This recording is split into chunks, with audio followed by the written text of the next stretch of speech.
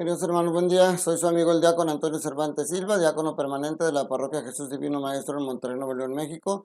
Y les saludo en este viernes 16 de julio. Ya nos estamos acercando al final de esta semana 15 de tiempo ordinario. Y hoy viernes, pues la Iglesia Católica celebra una fiesta muy importante, la fiesta de Nuestra Señora del Carmen.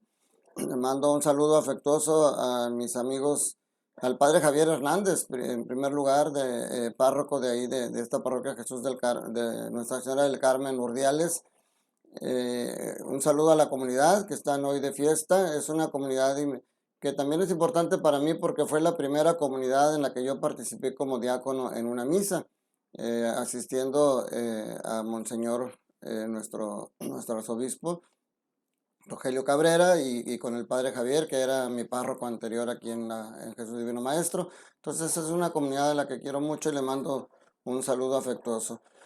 Hoy vamos a seguir meditando el Éxodo, capítulo 11. Fíjense, es un solo versículo del capítulo 11, es el versículo 10, y un versículo del capítulo 12, que es el versículo 14. Pero son versículos amplios porque narran, como vamos a ver ahorita, lo que es ya la institución de la Pascua. En el Evangelio vamos a ver el capítulo 12 de Mateo, versículos del 1 al 8. Entonces, como les decía, hoy nos habla de la cena pascual.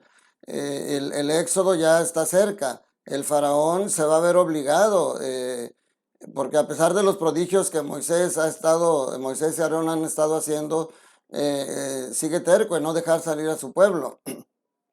Entonces, Dios le da las instrucciones a Moisés para que haga la preparación de la festividad de la Pascua, porque ese día será el paso del Señor. Ese día será cuando el Señor libere al pueblo de la esclavitud.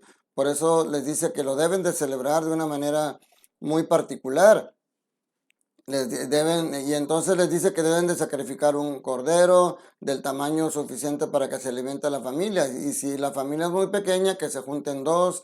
Incluso dice que todo se lo deben de consumir por completo. Si sobra algo, lo deben de quemar, no lo deben de guardar para el día siguiente. Les da instrucciones muy precisas de cómo realizar la cena y cómo vestirse para cenar. Lo importante aquí para nosotros, mis hermanos, es que dice que debe ser un cordero sin defecto.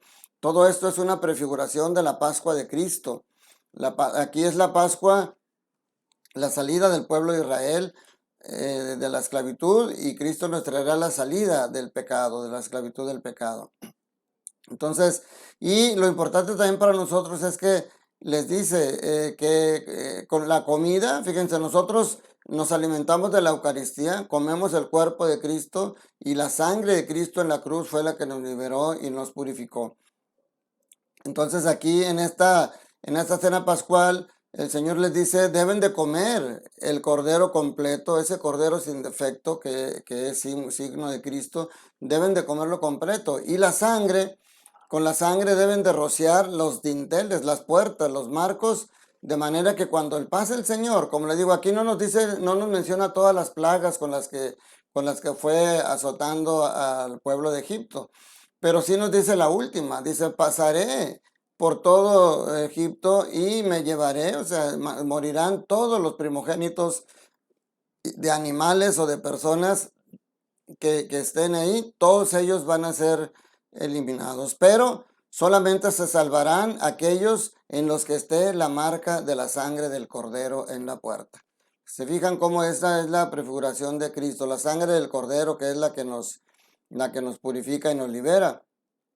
Y entonces dice, yo pasaré por la tierra de Egipto y heriré a todos los primogénitos del país de Egipto, pero solamente se salvan aquellos que tienen la sangre del cordero.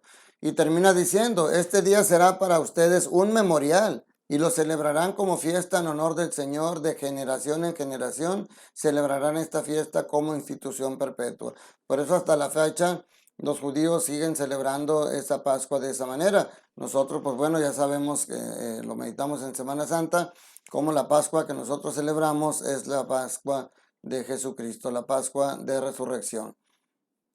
En el Evangelio de hoy, pues nos sigue narrando cómo uno de los problemas más fuertes que Cristo tenía con la gente, sobre todo con los saduceos, los fariseos, era la cuestión del sábado. Los sábados ellos exageraban en la observancia del sábado, pero cuando les convenía. Dice aquí que en un sábado Jesús atravesaba por los sembradíos y los discípulos, como tenían hambre, empezaron a arrancar espigas y a comérselos. Y los fariseos, cuando los vieron, se indignaron. ¿Por qué? Y le dicen, porque tus discípulos están haciendo algo que no está permitido en sábado. Pero Jesús les pone dos ejemplos muy claros. Les pone el ejemplo de David. Dice David, cuando sintió hambre, él y sus compañeros entró a la casa de Dios y se comieron los panes consagrados, los cuales no deberían de ser comidos por nadie más que por los sacerdotes. Y sin embargo, ellos comieron de esa carne. Además, también es el segundo ejemplo que les dice. Ustedes, dice, no han leído en la ley que los sacerdotes violan el sábado porque ofician en el templo y no por eso cometen pecado. O sea, los sacerdotes sí hacen su actividad en sábado y no lo consideran mal. Pero si el pueblo hace algo, aun y que sea alimentarse, lo están considerando mal. Entonces aquí les dice Jesús, si comprendieran el sentido de las palabras, misericordia quiero y no sacrificios, no condenarán a quienes no tienen culpa alguna. O sea, no entienden el significado de la ley. O sea, el espíritu de la ley es el amor. El espíritu no es cumplir la ley por cumplirla. Es lo que hemos meditado y yo les he hecho la pregunta a veces en mi comunidad. ¿A qué van ustedes a misa? El domingo que se preparan y para ir, ¿a qué van? ¿A cumplir con un precepto? Muchos dicen, vamos a la misa de 8:30 para cumplir rápido y luego ya poder dedicarnos el día a nuestras actividades. O sea, ¿vas por cumplir? ¿O vas a tener un verdadero encuentro con el Señor? ¿Vas a alimentarte de su palabra, de su cuerpo? ¿Vas a fortalecerte espiritualmente para poder seguir cargando ese yugo que la vida te pone? ¿O simplemente vas por cumplir? Esto es algo que sí debemos de meditar porque es importante, depende mucho de eso, porque miren, una de las maneras como despedimos en la misa a los diáconos o el sacerdote cuando no hay diácono, dice, vayamos a vivir lo que aquí hemos celebrado. Porque lamentablemente uno de los principales problemas, y lo hemos dicho, es el divorcio entre nuestra vida litúrgica y nuestra vida diaria. Nuestra vida de fe y nuestras conductas cotidianas no siempre van de la mano, y ese es el problema, porque nosotros vamos solamente a cumplir con un precepto. Si tú vas a tener realmente un encuentro con Cristo resucitado, tú vas a escucharlo como un amigo que quiere escuchar palabras de aliento. Tú quieres escuchar a ese amigo que te va a decir, yo estoy contigo en los problemas más difíciles, yo estoy a tu lado. Y entonces es así, vas a salir del templo cargado de energía, cargado de ganas de seguir adelante en esta vida, porque acabas de tener un encuentro con Cristo. Si vas solamente a cumplir con el precepto, pues sales como una parte de tus actividades rutinarias, en eso se convierte la misa para ti, pero no vas a sacar provecho de esa riqueza que tiene el Señor. Esa sangre que te ha salvado, ese cuerpo que te alimenta, no lo tendrás, no será para ti más que un acto rutinario. Claro, a los fariseos no les gustaba eso y lo que más les dolía o lo sentían como un golpe en el estómago que decía, por lo demás, el Hijo del Hombre también es dueño del sábado.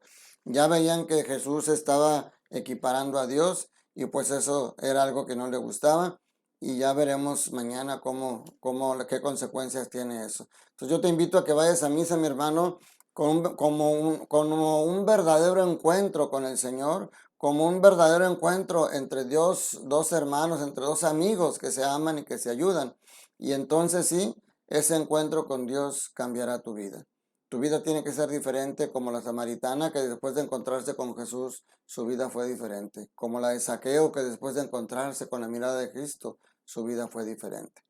Te doy la bendición esperando que estas palabras que no son mías, que son palabras que Dios quiere decirte, las arropes en tu corazón y entonces puedas vivir con el amor de Dios en tu familia. Que la bendición de Dios Todopoderoso, Padre, Hijo y Espíritu Santo, descienda sobre ustedes y sus familias y permanezca para siempre. Te mando un fuerte abrazo, cuídate mucho, que estés bien, te deseo todo bien en el Señor.